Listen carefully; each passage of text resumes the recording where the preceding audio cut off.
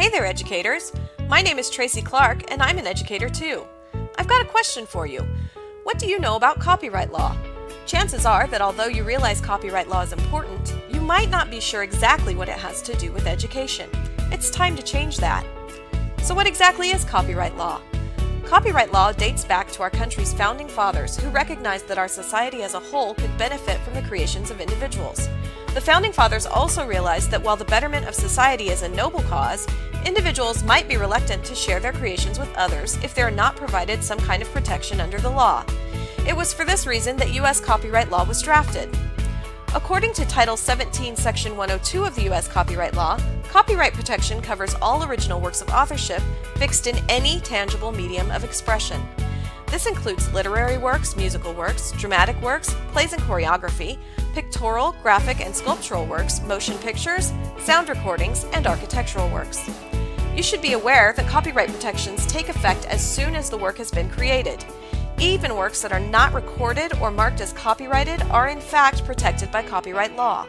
This protection even extends to works that are unpublished and/or anonymously created. So how long does a copyright last? Well, that varies based on a few factors. Keep in mind that under current copyright law, if something was created after 1978, the work is protected for the author's entire lifetime plus 70 years.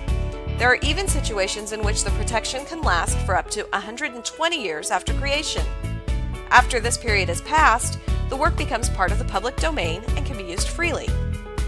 How does copyright law apply to education? Well, you're probably getting the idea that just about everything we use in our classrooms falls under copyright protections. This is important for educators to bear in mind because the copyright laws are very specific about how creative works are controlled. Specifically, Sections 107 through 122 of the U.S. Code state that only the owner of the copyright has the rights to do or authorize any of the following things. These include reproduction of the copyrighted work, preparation of derivatives based upon the copyrighted work, distribution of copies to the public by sale, rental, lease, or lending, performance of the copyright work publicly, to display the copyrighted work publicly, and performance of the copyrighted work publicly by means of audio or digital transmission. We as educators frequently use the creative works of others to enrich our lessons and make them more engaging for our students. Are you beginning to worry that you violate copyright laws on a regular basis? I sure was. So what are the best ways for educators to avoid violating copyright laws? Familiarize yourself with the types of resources that are not included under copyright protection. Section 102 tells us that under no circumstances can anyone copyright an idea, procedure, process, system, method of operation, concept, principle, or discovery.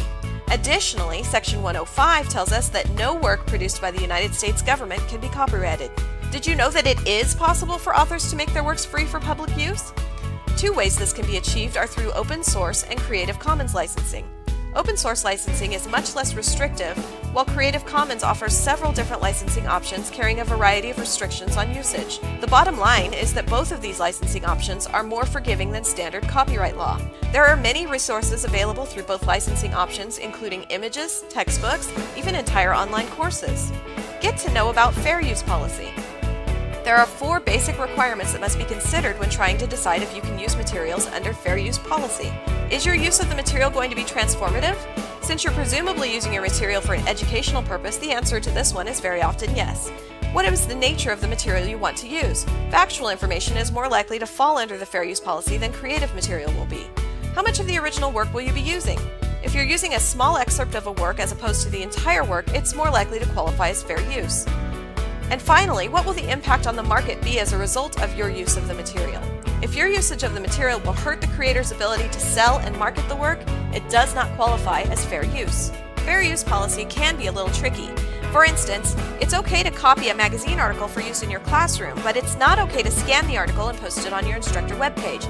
It is okay, however, to post it on your Google Classroom. The key is you're limiting access to only the students in your class. Be aware, next year you'll need to find a new article as repeated use is not covered by fair use policy. If you're interested in learning more about copyright laws and how they affect education, there are lots of resources available on the internet. Here are the resources I used in creation of this video. Thank you for taking the time to view my video on copyright law and education. I hope it was helpful.